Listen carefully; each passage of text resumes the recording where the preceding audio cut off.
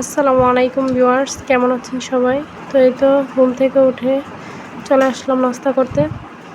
তো আজকে রুটি আর ডিম ভাজি দিয়ে নাস্তাটা করব। তো এখন নাস্তাটা করি, তারপরে তো আপনাদের সাথে কথা বলি।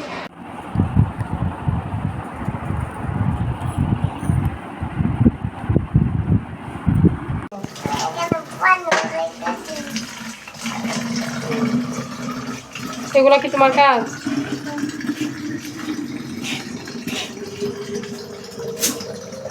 এগুলো তো ময়লা, এই পানিটা নেয় না, এটা তো খাওয়া যাবে না,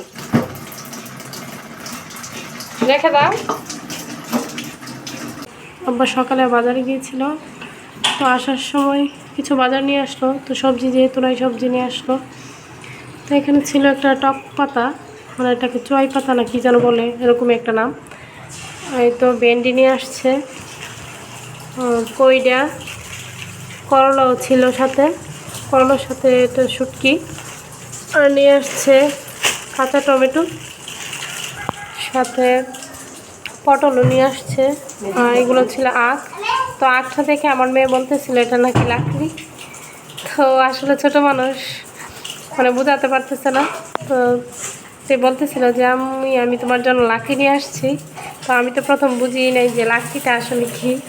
তারপরে যখন দেখছি আসলে কি, দেখতে যে লাকড়ির মতো যে ভাঁজ করে দেওয়া হয়, এখানে আসলে ভাবতে হয়তো বা একটা লাকড়ি হবে। তো এইগুলো নিয়ে আসছে। এরপরে তো এখানে ছেলেমেয়ের কাপড়গুলো গুছিয়ে নিলাম। তো প্রত্যেক দিনই কিন্তু আমার এতগুলো কাপড় গুছাতে হয়, যেহেতু তারা ছোট।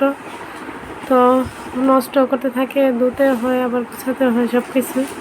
তো পাশে আশ্বিন ছাড়া চিপস খাইতেছিল।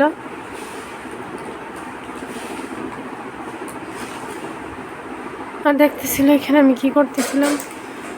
তো এইগুলো এখন গুছানো কমপ্লিট হয়ে গেছে। ছোটো বোন বাইরে গিয়েছিল, তো আসার পথে পেয়ারা নিয়ে আসছে, কতগুলো পেয়ারা নিয়ে আসলো। আর এদিকে আশ্বিন ছাড়া পেয়ারার কাগজগুলো রেখে দিতেছে ঝুড়িতে। তো সেও কিন্তু এখন কাজ করতে শিখে গেছে। এখন দুপুরের খাওয়া দাওয়া করবো। তো এখানে আম্মা 2 ধরনের মাছ ভুনা করেছে, আর সাথে ছিল ভেন্ডি ভাজি, আর করলা দিয়ে আলু দিয়ে ভাজি করেছে। তো এইগুলো দিয়ে এখন দুপুরের খাওয়া দাওয়াটা করবো আমি। তো এখানে আমি পেয়ারা নিয়েছি, তো এগুলোকে আমি ভালোভাবে ধুয়ে নিতেছি। তো ধোয়ার পর এগুলোকে আমি কাটবো।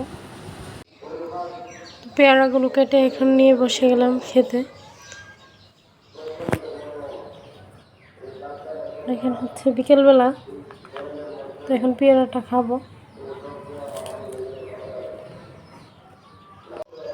আজকের ভিডিওটি এই পর্যন্তই। যদি ভালো লেগে থাকে সাবস্ক্রাইব করে দিবেন, লাইক, কমেন্ট অ্যান্ড শেয়ার করে দিবেন। আল্লাহ হাফিজ।